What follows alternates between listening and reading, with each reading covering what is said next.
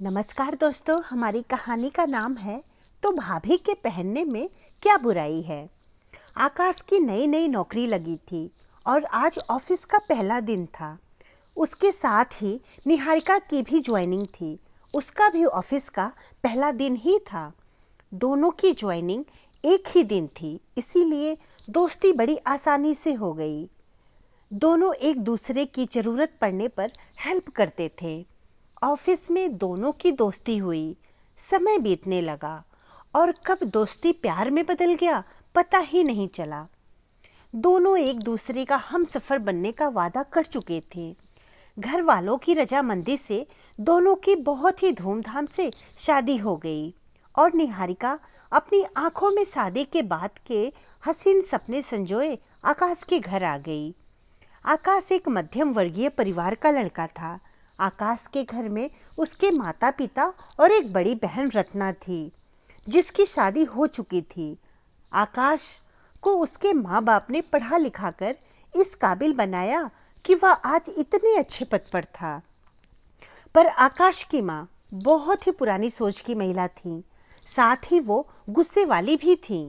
दूसरी तरफ निहारिका खुले विचारों की लड़की थी और अपने माँ बाप की इकलौती बेटी थी।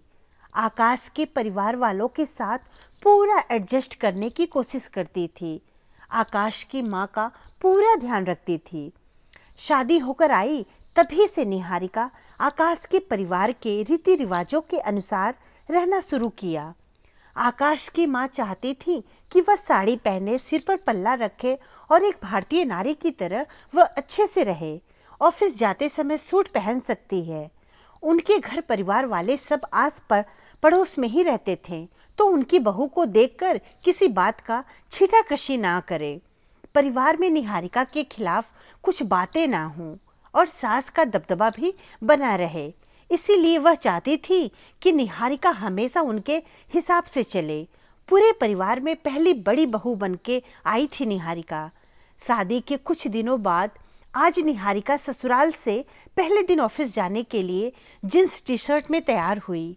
सासू माँ ने देखते ही उसको भला बुरा कहना शुरू कर दिया।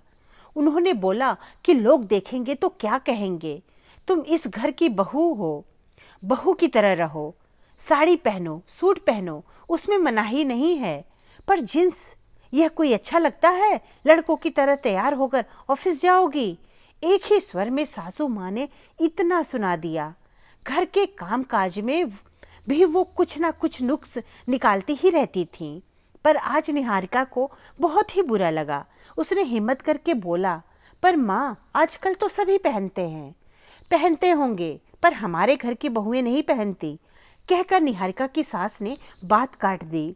बात बढ़े ना, इसलिए निहारिका दुखी मन से वापस कपड़े बदलकर सूट पहन के ऑफिस गई। उस दिन निहारिका की समझदारी से सास बहू की जोरदार अनबन होते होते बची। आकाश के पिताजी ने समझाते हुए आकाश की माँ से कहा, हर बात में बहू को इतना टोका टाकी करना अच्छा नहीं है। समय के साथ अपने को भी अपडेट करना चाहिए। निहारिका अपने माँ बाप की इकलौती बेटी है। आगे तुम समझ जाओ मैं क्या कहना चाहता हूँ। निहारिका ऑफिस में अच्छी पोस्ट पर थी। वहाँ पर विदेश के लोग भी आते थे और अधिकतर लोग ऑफिस में वेस्टर्न ड्रेसेस ही पहनते थे। आकाश के घर में उसे कोई भी तकलीफ नहीं थी। सास की हर बात में टोका टाकी पर भी वो ज़्यादा ध्यान नहीं देती थी, पर कपड़ों के लिए पाबंदी के कारण उसे दिक्कत महसूस होने लगी थी। आकाश भी कुछ नहीं कहता अपनी माँ को। निहारिका को लगता कि वेस्टर्न कपड़े पहनने में सुविधाजनक हो भी है और कम समय में ही ऑफिस के लिए तैयार भी हो जाती हूँ, तो कभी कभी वेस्टर्न भी पहन लिया करूँ।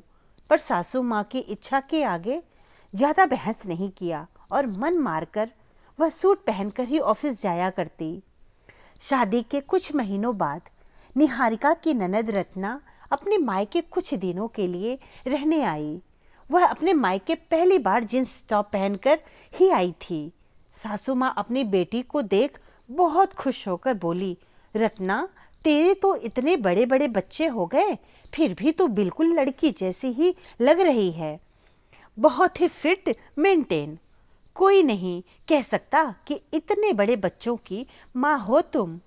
बहुत ही अच्छा लग रहा है तेरे ऊपर बेटा यह ड्रेस। सासू माँ ने खुशी खुशी कहा। निहारिका भी खड़े हो सासू माँ की बातें सुन रही थी और ये सब सुनकर उसे बहुत बुरा लगा, पर उसने कुछ कहा नहीं। 2-3 दिन ऑफिस जाते समय रोज सूट साड़ी पहनकर जाते देख रत्ना ने निहारिका से पूछा, भाभी तुम जींस टॉप क्यों नहीं पहनती हो? ऑफिस में कितना आराम रहता है उसमें। हाँ दीदी, पर क्या? भाभी वही पहना करो। इतने सालों बाद अब जाकर मैंने पहनना शुरू किया, देखा बहुत ही आराम मिलता है। रत्ना ने मुस्कुराकर कहा। पर दीदी मम्मी तो मना करती हैं। तभी रत्ना ने मम्मी से पूछा, क्यों मम्मी, आप भाभी को क्यों मना करती हो? जब मैं पहनी थी तब तो आपको अच्छा लगा था, तो भाभी के पहनने में क्या बुराई है? तू इस तरह घर की बेटी है पर बहू पहनेगी, तू इस घर की बेटी है पर बहू पहनेगी तो परिवार के लोग क्या कहेंगे? हमारे घर की बहू कहाँ पहनती है जींस टॉप?